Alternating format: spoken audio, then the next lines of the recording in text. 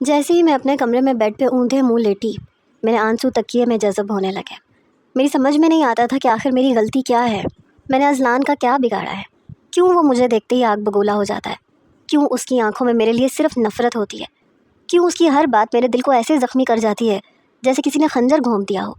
میں دبی دبی سسکیوں سے روتی رہی، میرے کانوں میں ابھی تک اس کی گرجدار آواز گونج رہی تھی، ہوتی کون ہو تم میرے لان سے پھول توڑنے والی، میرا بس چلے تو تمہیں جان سے مار ڈالوں۔ یہ الفاظ میرے دل پہ ہتھوڑوں کی طرح برس رہے تھے۔ تبھی دروازے پہ دستک ہوئی، میں نے جلدی سے اپنے آنسو صاف کیے، لیکن میری سرخ آنکھیں میرے رونے کا راز چھپا نہ سکیں۔ بی بی صاحبہ، بڑی بی بی نے آپ کو بلایا ہے، ملازمہ نے ادب سے کہا۔ میں نے خاموشی سے سر اٹھایا اور بیڈ سے اٹھ گئی۔ میرے امی ابو کا انتقال اس وقت ہوا تھا جب میں صرف 8 سال کی تھی۔ کار حادثے نے ایک ہی لمحے میں میری پوری دنیا اجاڑ دی تھی۔ اس کے بعد سے حشمت بی بی ہی میری دنیا تھی۔ انہوں نے مجھے اپنی پوتی سے بڑھ کے محبت دی، ماں کی کمی کبھی محسوس نہیں ہونے دی۔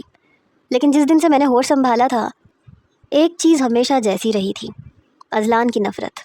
وہ مجھ سے 10 سال بڑا تھا، میں نے کبھی اسے مسکراتے ہوئے نہیں دیکھا تھا، کم از کم میرے لیے تو نہیں۔ جب بھی نظریں اس کی مجھ پہ پڑتی ہیں، ایسا لگتا جیسے اس کی آنکھوں سے انگارے دہک رہے ہوں۔ اس کے چہرے پہ ایسی سختی ہوتی کہ میں کانپ جاتی۔ کبھی کبھی مجھے لگتا تھا شاید میرا سانس لینا بھی اسے ناگوار گزرتا ہے۔ عجیب بات صرف ایک تھی، دادی کے سامنے وہ بالکل بدل جاتا تھا، نہ وہ مجھ پہ چلاتا، نہ تلخ لہجے میں بات کرتا، بلکہ یوں پیش آتا جیسے ہمارے درمیان کبھی کوئی جھگڑا ہی نہ ہوا ہو۔ میں اکثر سوچتی تھی کہ آخر اس کا اصل چہرہ کون سا ہے، وہ جو میرے سامنے ہوتا ہے یا وہ جو دادی کے سامنے ہوتا ہے۔ وقت گزرنے کے ساتھ میں نے خود ہی اس سے بچنا سیکھ لیا تھا۔ جب تک وہ حویلی میں رہتا، میں اپنے کمرے سے باہر نہیں نکلتی تھی۔ کئی مرتبہ اس کے آنے سے پہلے ہی کھانا کھا لیتی تھی تاکہ ڈائننگ ٹیبل پہ اس کا سامنا نہ ہو۔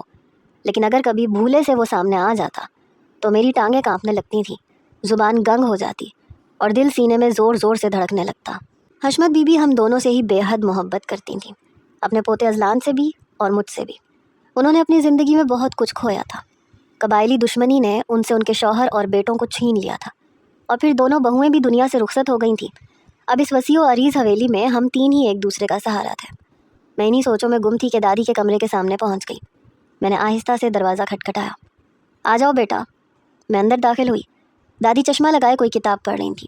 مجھے دیکھ کے انہوں نے کتاب بند کی، چشمہ اتار کے سائڈ ٹیبل پہ رکھا اور مسکراتے ہوئے میری طرف دیکھا۔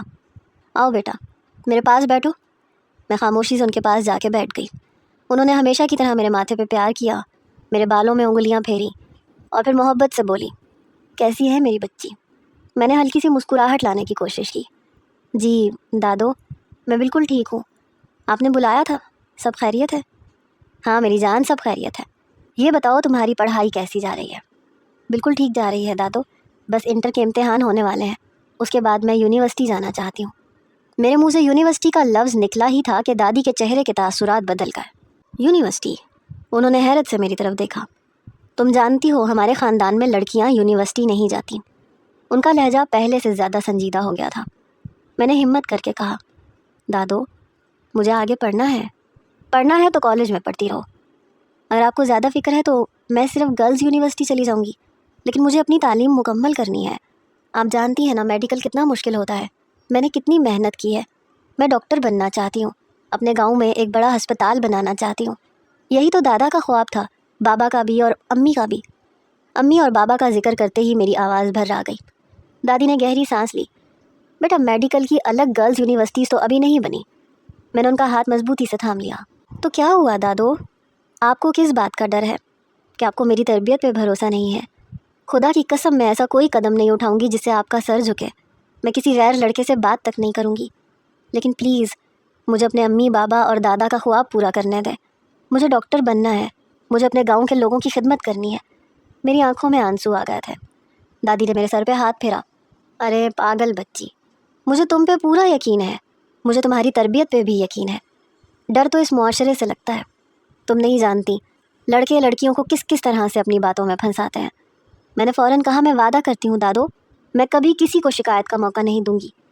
وہ کچھ لمحے خاموش رہیں، پھر آہستہ سے بولی، اچھا اس بارے میں بعد میں سوچیں گے۔ میں نے سکھ کا سانس لیا، مگر پھر انہوں نے میرا ہاتھ اپنے دونوں ہاتھوں میں لے لیا۔ ان کے انداز نے میرے دل میں ایک انجانا سا خوف پیدا کر دیا۔ بیٹا اصل میں نے تمہیں ایک اور بات کے لیے بلایا تھا۔ میں نے حیرت سے ان کی طرف دیکھا۔ جی دادو؟ انہوں نے چند لمحے میری آنکھوں میں دیکھا، پھر نہایت سنجیدگی سے بولی، میں چاہتی ہوں تمہارا نکاح اذلان سے کر دوں۔ ان کے الفاظ میرے کانوں سے ٹکرائے تو جیسے پوری دنیا ایک لمحے کے لیے ساکت ہو گئی۔ میرا رنگ ایک دم زرد پڑ گیا، میرے ہاتھ ٹھنڈے ہونے لگے، دل اس شدت سے دھڑکا کہ لگا کہ ابھی سینہ چیر کے باہر آ جائے گا۔ میں نے بے یقینی سے دادی کو دیکھا۔ اذلان؟ وہی اذلان جو میری شکل دیکھنا پسند نہیں کرتا، وہی اذلان جو ہر ملاقات پہ مجھے ذلیل کرتا ہے، وہی اذلان جو کہتا ہے کہ اگر اس کا بس چلے تو مجھے جان سے مار ڈالے۔ میرے حلق میں تو جیسے الفاظ اٹک گئے، میں کچھ بول ہی نہ سکی۔ صرف ایک ہی سوال میرے ذہن میں گونج رہا تھا کہ کیا ایک ایسی نفرت کے ساتھ بھی کوئی رشتہ قائم ہو سکتا ہے؟ نہیں نہیں، پلیز دادو۔ میری آواز بری طرح سے کانپ رہی تھی۔ میں نے گھبرا کے ان کا ہاتھ مضبوطی سے تھام لیا۔ خدا کے لیے ایسی بات دوبارہ مت کیجیے گا، میں اذلان لالا سے شادی نہیں کر سکتی، پلیز آپ ان کی شادی کسی اور سے کر دیجیے۔ دادی نے میری طرف محبت بھری نظروں سے دیکھا، جیسے میری بات ان کے لیے کسی ضد سے زیادہ کچھ نہ ہو۔ ارے کیوں کر دوں؟ میں نے تو بچپن سے یہی سوچ رکھا تھا کہ تم دونوں ایک دوسرے کے نصیب میں ہو، اور پھر تم میری نظروں کے سامنے بھی رہو گی۔ میرا دل نہیں مانتا کہ میں تمہیں کسی اجنبی گھر میں بھیج دوں۔ ان کی ہر بات میرے دل پہ بوجھ بنتی جا رہی تھی۔ دادو، میری آنکھوں سے آنسو بہنے لگے، آپ میری بات سمجھ کیوں نہیں رہی ہیں؟ میں اذلان لالا سے شادی نہیں کر سکتی، کبھی بھی نہیں کر سکتی۔ وجہ تو بتاؤ آخر کیوں؟ میں خاموش ہو گئی۔ میں انہیں کیا بتاتی کہ ان کا پوتا مجھ سے کس قدر نفرت کرتا ہے؟ میں انہیں کیا بتاتی کہ وہ روز مجھے ذلیل کرتا ہے، کہ وہ میری شکل دیکھنا بھی پسند نہیں کرتا، کہ آج ہی اس نے کہا تھا کہ اگر اس کا بس چلے تو مجھے جان سے مار ڈالے؟ میں یہ سب نہیں کہہ سکتی تھی، میں صرف اتنا بول سکی، دادو مجھے بس ان سے شادی نہیں کرنی۔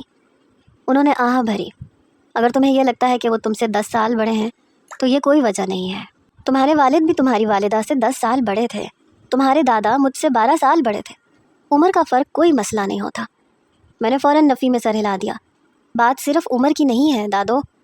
تو پھر کیا بات ہے؟ میں نے نظریں جھکا لیں، میرے پاس ایسا کوئی جواب نہیں تھا جو میں انہیں دے سکتی۔ میں انہیں کیسے بتاتی کہ جس شخص کے نام سے ہی میرے ہاتھ پاؤں ٹھنڈے پڑ جاتے ہیں، جس کے سامنے میری سانس رکنے لگتی ہے، جس کی ایک آواز مجھے رلا دیتی ہے، میں اس کے ساتھ پوری زندگی گزارنے کا تصور بھی نہیں کر سکتی۔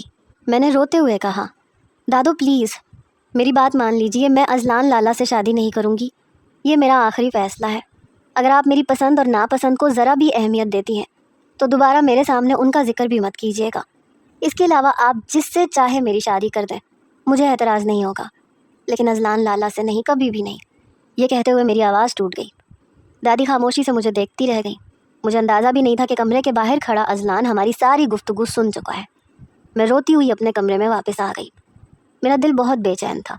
میں جانتی تھی کہ اگر اذلان کو میرے انکار کا پتہ چل گیا تو وہ پہلے سے بھی زیادہ مجھ سے نفرت کرے گا۔ لیکن میں کیا کرتی؟ کیا میں اپنی پوری زندگی ایک ایسے شخص کے ساتھ گزار دیتی جو مجھے برداشت تک نہیں کر سکتا؟ نہیں، یہ میرے بس کی بات نہیں تھی۔ رات بھر میں بے چین رہی، کبھی دعا کرتی کہ کاش دادی اپنا فیصلہ بدل دیں، کبھی سوچتی کہ شاید صبح اٹھوں تو معلوم ہو کہ یہ سب ایک خواب تھا، لیکن ایسا کچھ نہیں ہوا۔ اگلی صبح میں کالج جانے کے لیے تیار ہو رہی تھی کہ نیچے سے دادی اور اذلان کی آوازیں آنے لگی۔ میں سیڑھیوں کے قریب آ کے رک گئی۔ وہ ناشتے کی میز پہ بیٹھے تھے۔ اذلان بالکل معمول کے انداز میں زمینوں کے معاملات پہ بات کر رہا تھا، دادی بھی اسی موضوع پہ جواب دے رہی تھی۔ مجھے لگا کہ شاید کل والی بات وہ بھول چکے ہیں۔ تبھی اچانک اذلان نے پوچھا، فروا کہاں ہے؟ میرے قدم وہیں رک گئے۔ مجھے حیرت ہوئی، اس نے کبھی میری خیریت نہیں پوچھی تھی۔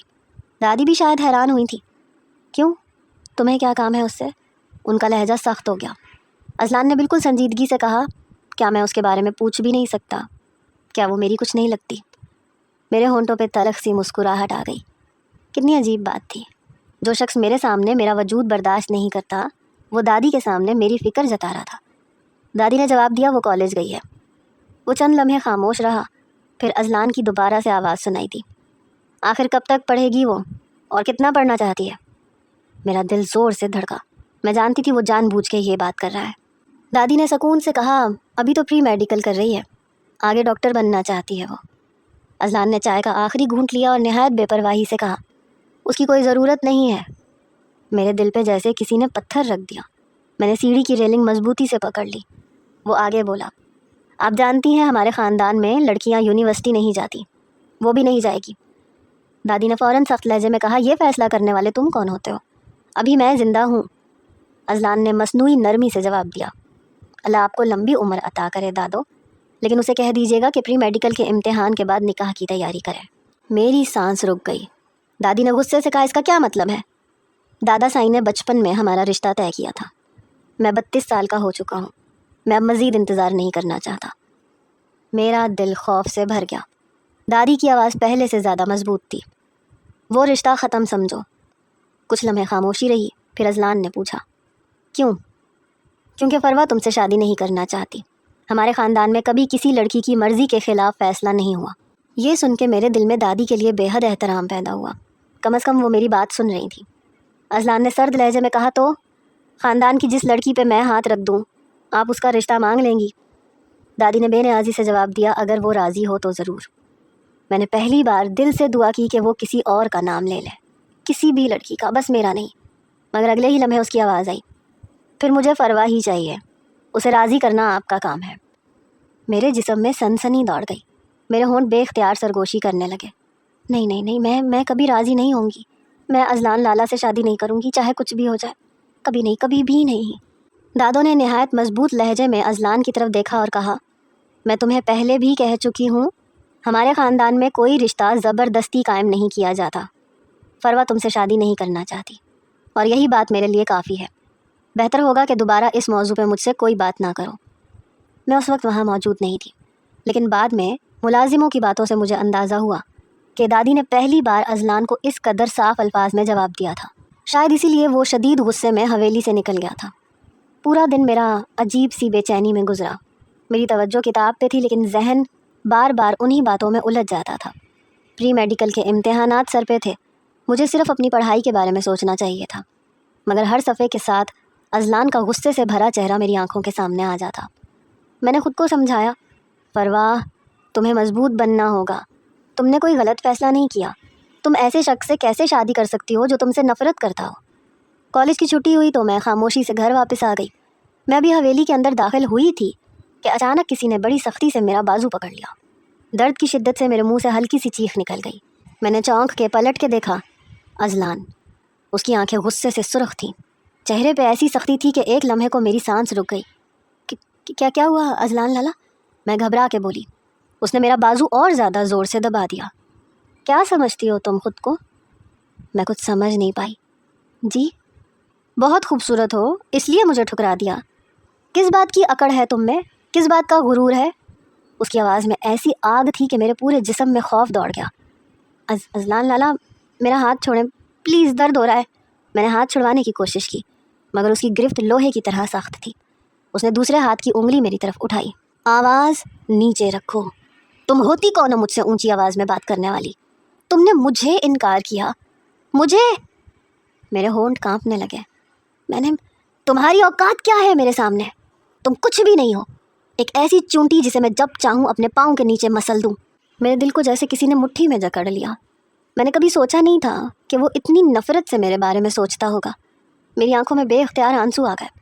اذلان لالا، میں نے آپ کا کیا بگاڑا ہے؟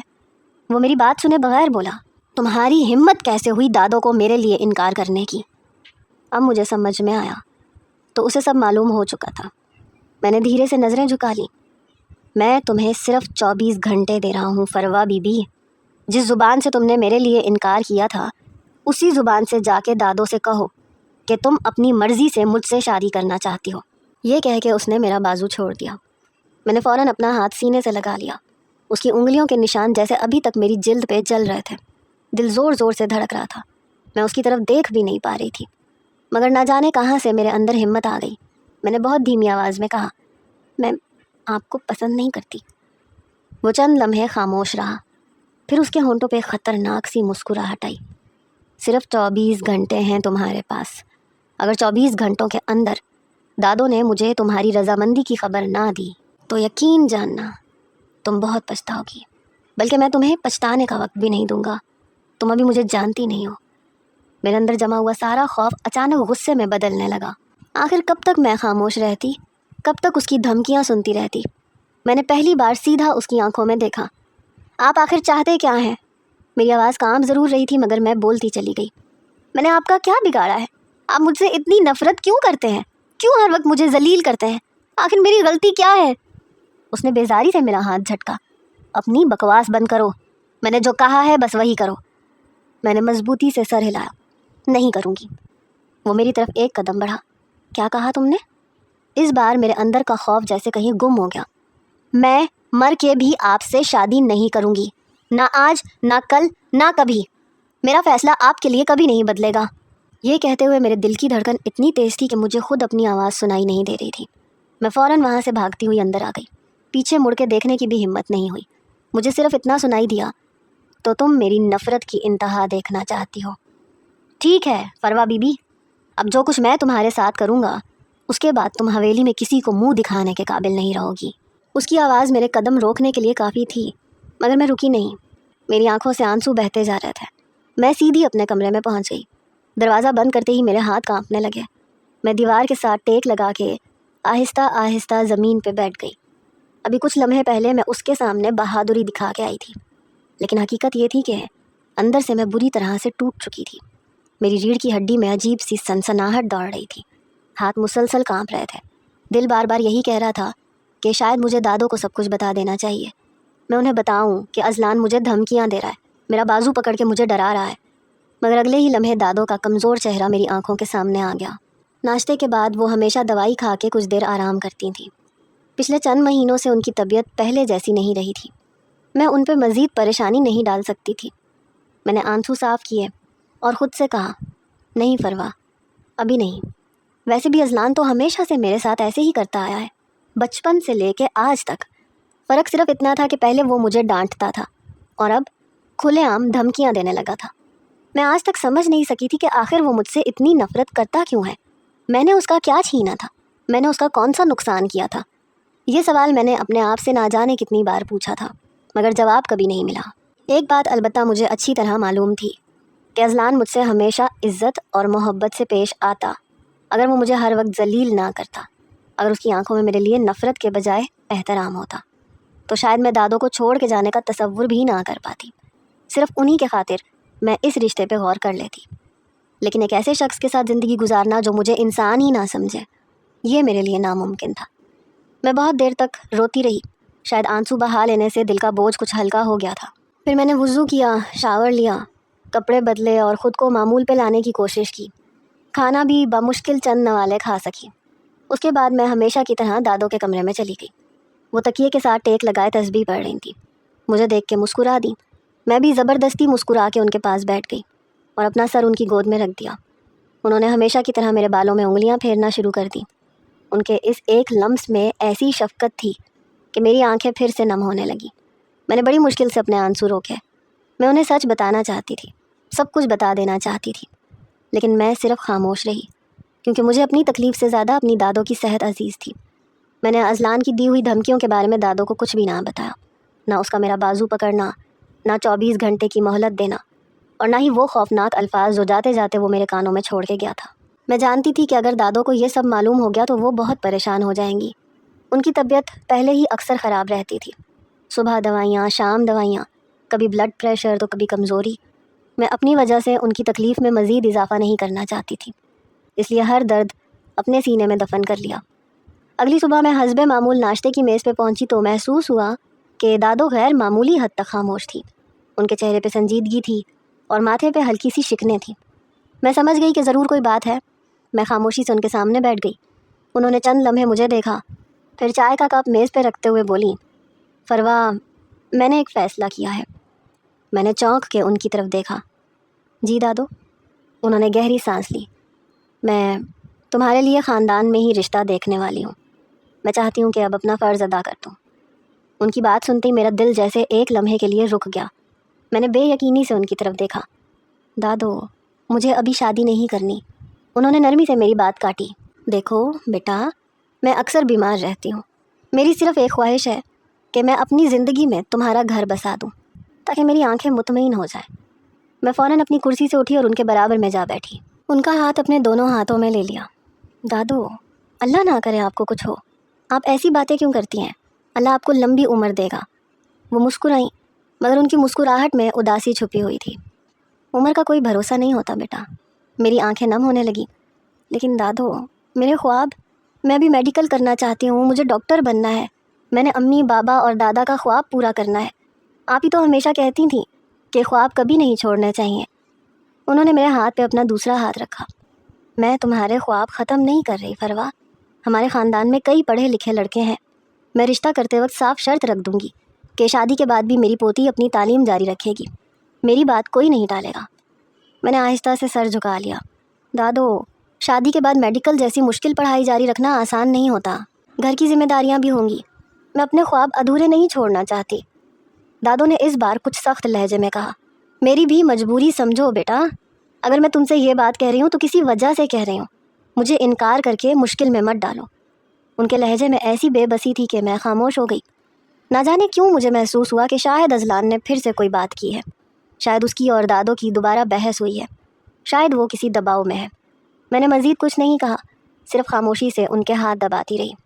چند ہی دنوں میں پورے خاندان میں یہ خبر پھیل گئی کہ حشمت بی بی اپنی پوتی فروا کے لیے خاندان کے کسی تعلیم یافتہ لڑکے کا رشتہ تلاش کر رہی ہیں۔ میں ان باتوں سے دور رہنے کی کوشش کرتی رہی۔ میری دنیا اس وقت صرف کتابیں، نوٹس اور آنے والے امتحانات تھے، مگر شاید قسمت میرے لیے کچھ اور ہی لکھ چکی تھی۔ ایک دوپہر میں اپنے کمرے میں بیٹھی پڑھ رہی تھی کہ ملازمہ خوشی خوشی آئی اور بولی، بی بی صاحبہ مبارک ہو۔ میں نے حیرت سے اس کی طرف دیکھا۔ کس بات کی مبارک؟ وہ مسکرا کے بولی، آپ کا رشتہ طے ہو گیا ہے۔ میرے ہاتھ سے قلم گر گیا۔ کہ کیا؟ جی، حامد گیلانی صاحب کے ساتھ، بڑے پڑھے لکھے ہیں، اپنا بزنس بھی ہے، بڑی بی بی نے رشتہ قبول کر لیا ہے۔ میں کچھ لمحے خاموش بیٹھی رہی۔ دل میں عجیب سی کیفیت تھی، نہ خوشی تھی نہ غم، بس ایک سکون ضرور تھا کہ کم از کم یہ رشتہ اذلان کے ساتھ نہیں تھا۔ میں نے آنکھیں بند کر کے ایک گہری سانس لی۔ شاید یہی میری قسمت تھی، شاید دادوں نے میرے لیے یہی بہتر سمجھا تھا۔ اسی شام حویلی میں اچانک اذلان کی بلند آواز گونجی۔ میں اپنے کمرے سے باہر نکلی تو دیکھا وہ ڈرائنگ روم میں کھڑا دادوں سے بات کر رہا تھا۔ میں سیڑھیوں کے پاس رک گئی تاکہ ان کی گفتگو سن سکوں۔ اذلان کا چہرہ غصے سے سرخ تھا۔ دادو، آپ نے کس سے پوچھ کے فروا کا رشتہ طے کیا ہے؟ اس کی آواز میں شدید غصہ تھا۔ دادو نے نہایت سکون سے جواب دیا، آہستہ بات کرو، فروا میری ذمہ داری ہے اور میں اس کا رشتہ جہاں مناسب سمجھوں گی وہاں طے کر سکتی ہوں۔ اذلان تلخی سے ہنسا۔ اچھا، اب آپ کو عمر کا فرق نظر نہیں آ رہا؟ میری باری میں تو آپ کہہ رہی تھیں کہ میں اس سے 10 سال بڑا ہوں، لیکن حامد تقریباً میری ہی عمر کا ہے۔ دادو نے 2 ٹوک انداز میں کہا۔ مجھے اس بحث میں نہیں پڑنا، وہ لوگ منگنی کی تاریخ مانگ رہے ہیں، اگر تم انتظامات نہیں کر سکتے تو مجھے بتا دو، میں خود کروا لوں گی۔ اسی مہینے کی 15 تاریخ کو فروا کی منگنی ہوگی اور 1 ماہ کے بعد شادی۔ میرے دل کی دھڑکن تیز ہو گئی۔ اتنی جلدی؟ مجھے خود بھی اس بات کا اندازہ نہیں تھا کہ سب کچھ اتنی تیزی سے طے ہو جائے گا۔ اذلان نے غصے سے میز پہ ہاتھ مارا۔ جب آپ کی نظر میں میری کوئی اہمیت ہی نہیں ہے تو پھر جا کے خود ہی سارے انتظامات بھی کر لیجئے، مجھ سے کسی قسم کی کوئی امید نہ رکھیے گا۔ میں اس منگنی میں شریک بھی نہیں ہوں گا اور آئندہ مجھے کوئی اس معاملے میں پریشان نہ کرے۔ یہ کہہ کے وہ تیزی سے پلٹا اور اپنے کمرے کی طرف چلا گیا۔ اگلے ہی لمحے اس کے کمرے کا دروازہ اتنی زور سے بند ہوا کہ پوری حویلی گونج اٹھی۔ میں صوفے پہ بیٹھی یہ سب کچھ سن رہی تھی۔ میرے چہرے کا رنگ اڑ چکا تھا۔ مجھے اندازہ ہو گیا تھا کہ اذلان اتنی آسانی سے خاموش بیٹھنے والا نہیں۔ اس کی آنکھوں میں جو آگ میں نے دیکھی تھی وہ کسی طوفان کا پیش خیمہ لگ رہی تھی۔ ایک عجیب سا خوف میرے دل میں گھر کرتا جا رہا تھا۔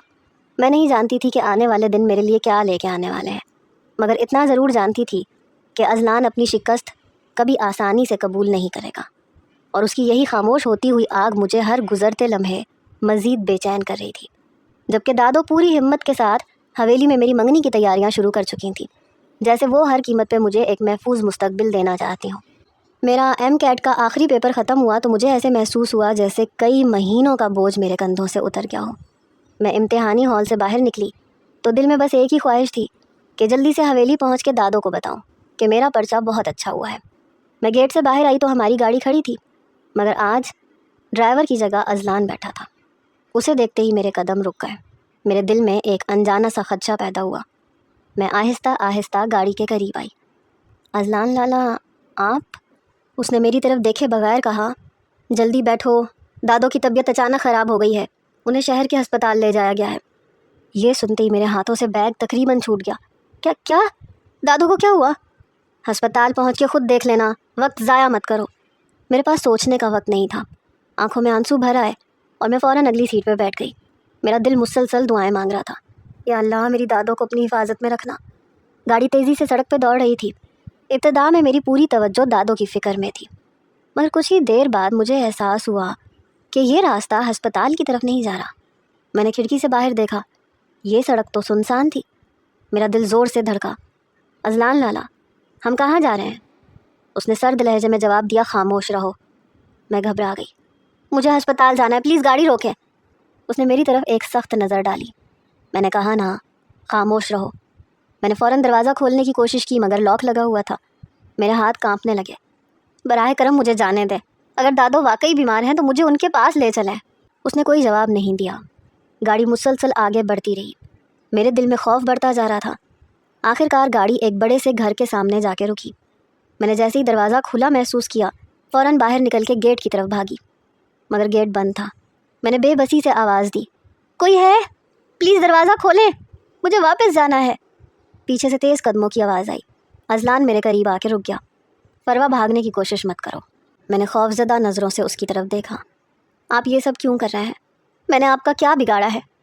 اس کے چہرے پہ سختی تھی۔ میرے ساتھ اندر آؤ۔ نہیں، مجھے واپس حویلی جانا ہے، دادو میرا انتظار کر رہی ہوں گی۔ اس نے گہری سانس لی، جیسے اپنے غصے پہ قابو پا رہا ہو۔ تمہیں صرف ایک بات سمجھنی ہوگی۔ میں خاموشی سے اسے دیکھتی رہی۔ میں تمہیں کسی اور کے ساتھ اپنی زندگی گزارتے ہوئے نہیں دیکھ سکتا۔ اگر تم شرافت سے مان جاتی تو مجھے یہ سب کرنا ہی نہیں پڑتا۔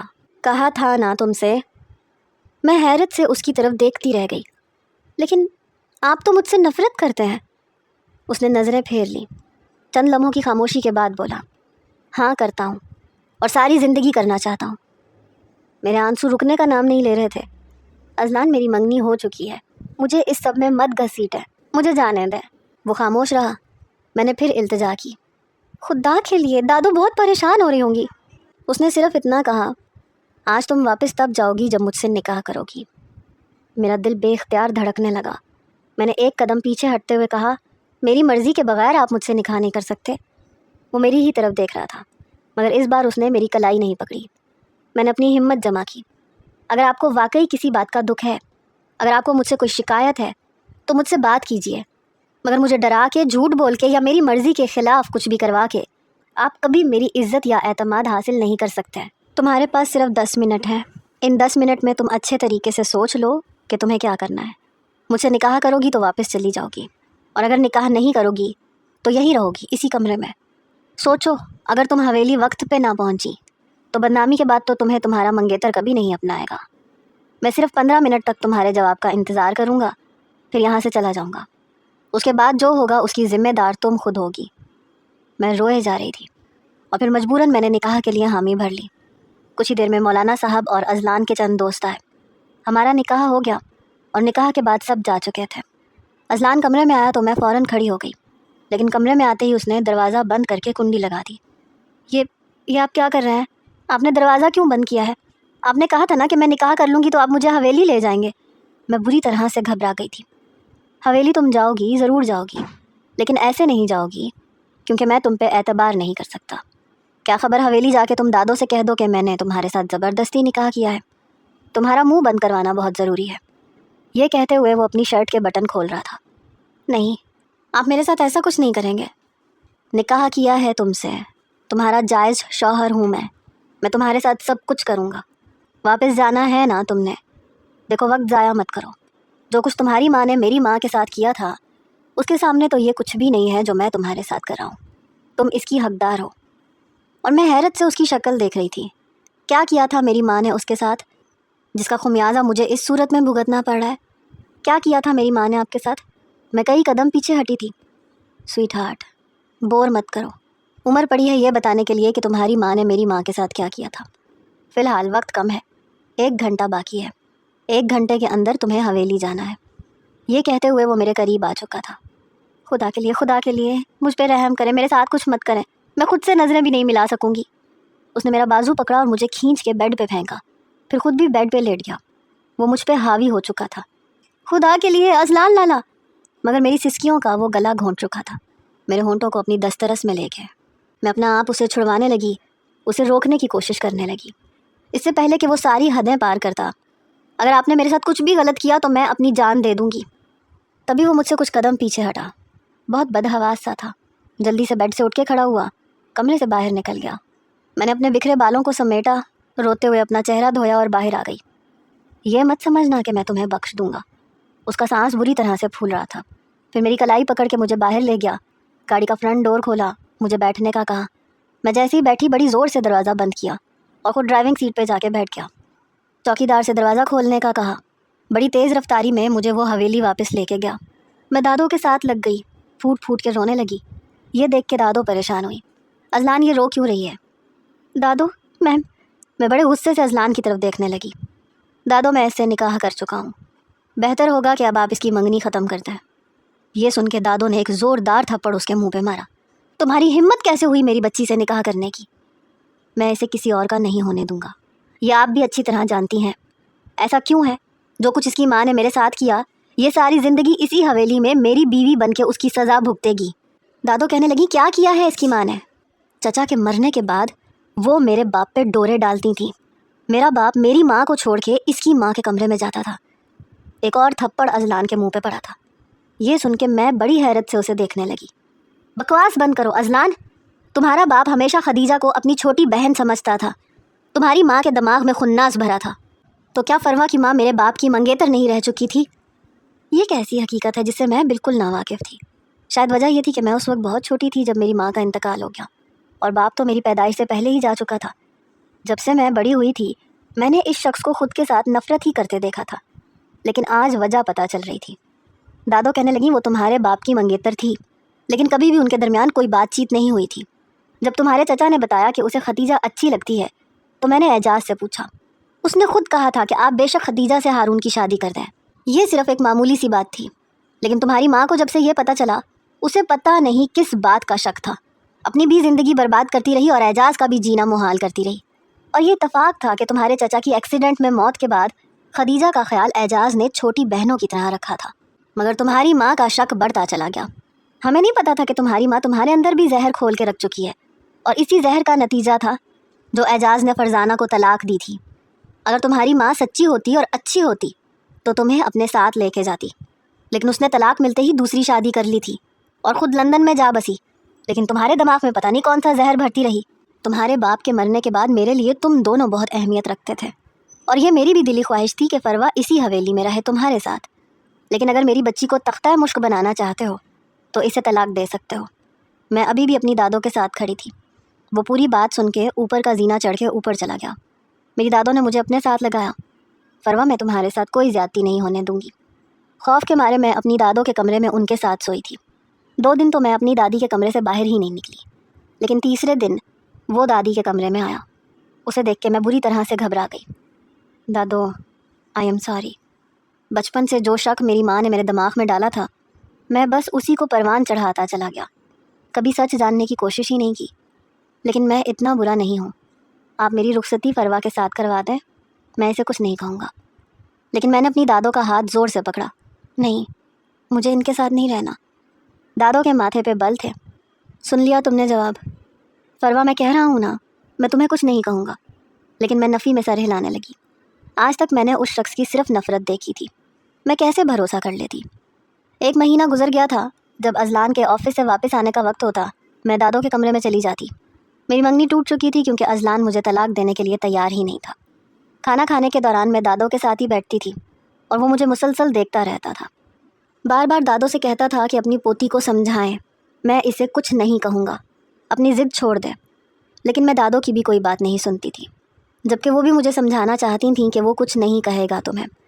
ایک بار مجھے بہت پیاس لگ رہی تھی، میں اٹھی تو دیکھا جگ خالی تھا، حالانکہ میں روز رات کو جگ بھر کے رکھتی تھی۔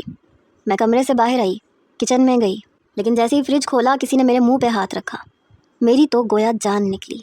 دوسرا ہاتھ اس کا میرے پیٹ پہ تھا، اپنی کمر کے ساتھ مجھے چپکا چکا تھا۔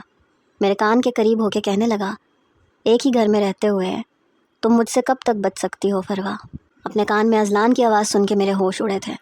میں اس کی گرفت میں کسمسانے لگی۔ وہ مجھے کچن سے باہر لا کے میرے کمرے میں مجھے لے گیا، کیونکہ اس کا کمرہ اوپر تھا۔ جیسے ہی اس نے کمرہ بند کیا مجھے بھی چھوڑ دیا۔